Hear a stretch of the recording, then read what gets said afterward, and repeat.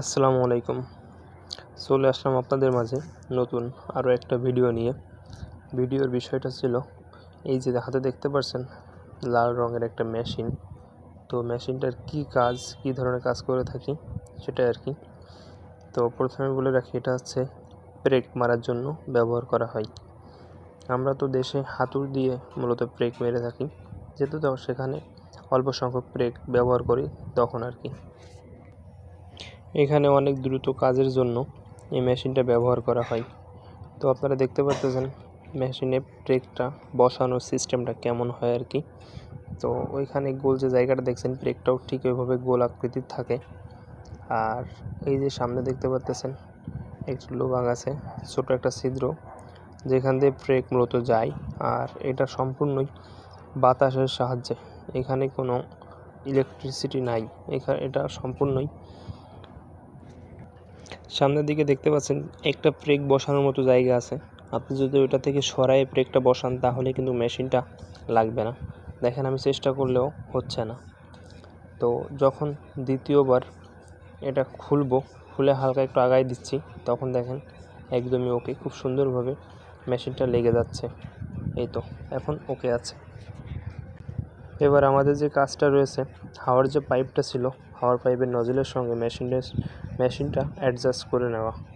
তো দেখেন পিছন থেকে হালকা একটু টান দিয়েই মেশিনটা খুব সুন্দরভাবে লাগাই নিতে পারবেন। হাওয়ার লাইনের মেন সুইচটা অন থাকলে মেশিন আপনি এখন ব্যবহার করতে পারবেন। তো আপনি দেখেন, আমি স্যাম্পল দু একবার দেখাচ্ছি যে হালকা করে চাপ দিবেন যাতে মেশিনটা লক হয়ে যায় আর কি।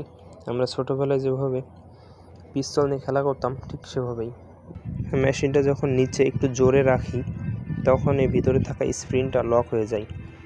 আর এখানে দেখবেন আপনার বন্দুকের ট্রিগারের মতো একটা ট্রিগার আছে, ট্রিগারটা চাপ দিলেই অটোমেটিক ব্রেক বের হওয়া শুরু করবে। খুব সহজেই আপনি যত ইচ্ছা তত ব্যবহার করতে পারবেন। এই যে দেখেন আমার সঙ্গে যে কাজ করতেছে এই কিন্তু নেপালি, আমি আরও একই সঙ্গে কাজ করি এখানে। তো আর এই যে হাতে থাকা যে কায়ুটা দেখছেন, আমাদের গ্লাসগুলো যখন সম্পূর্ণ ভরা শেষ তখন এই কায়ু দুইটা মারা লাগবে, কেননা যাতে এই গ্লাসগুলো পরবর্তীতে নাড়াচাড়া না করে বা পিছনের দিকে বেরোয় না আসতে পারে। তাছাড়া আরও কাজ আছে, পরে দেখাচ্ছি। এই যে হাতে যে দুটো মেশিন দেখলেন, এ দুটো মূলত ক্লিপ মারার জন্য আর বেল্ট টাইট করার জন্য। একটাতে বেল্ট টাইট করবে আর একটাতে ক্লিপ মারবে টাইট করা বেল্টটাকে। তো চলেন এই দুটোর ব্যবহারটা একটু দেখাই। এই যে এটা হচ্ছে বেল্ট টাইট করে, যতটুকু চাপ দেবে ততটুকু এর স্পিড বাড়বে। আর এই যে এখন যেটা দেখছেন এটা মূলত ক্লিপ মারার জন্য। তো বেল্ট টাইট দেওয়ার পরে যে ট্রিগার চাপ দিলেই অটোমেটিক ক্লিপ মারা হবে। তো চলেন দেখে আসি কীভাবে বেল্ট টাইট করা হয় সেটাই আর কি। আমার সঙ্গে ছিল নেপালি বন্ধু। তো ওর হাতে গ্লাভসটা বাইরে রাখার কারণে প্লাস্টিকটা পরে নিল যাতে করে বেল্টে ওর হাতটা কেটে না যায়, তাই আর কি। তো ক্লিপ পরানোটা দেখেন, এখানে পরানোতে অনেকটা সিস্টেম আছে, কেননা নিচেরটা আগে পরা নেওয়া লাগবে যাতে নিচের সাইডটা তলে দাবিয়ে দেওয়া যায় এবং উপরটা থেকে টাইট করা যায়, তার জন্য আর কি। তো এটা দুই সাইডেই বাঁধা লাগবে। তো এখানে দড়ির ব্যবহার করা হয় না, এখানে বেল্টের ব্যবহারই করা হয়।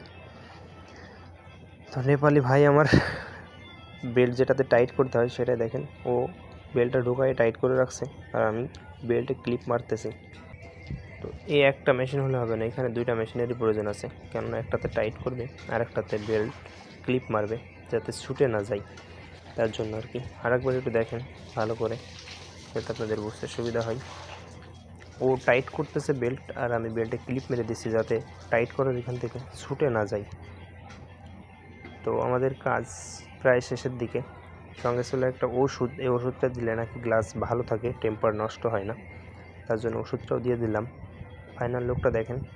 এবার কোনোভাবেই গ্লাসটা জায়গা থেকে সামনের দিকে বা পিছন দিকে যেতে পারবে না।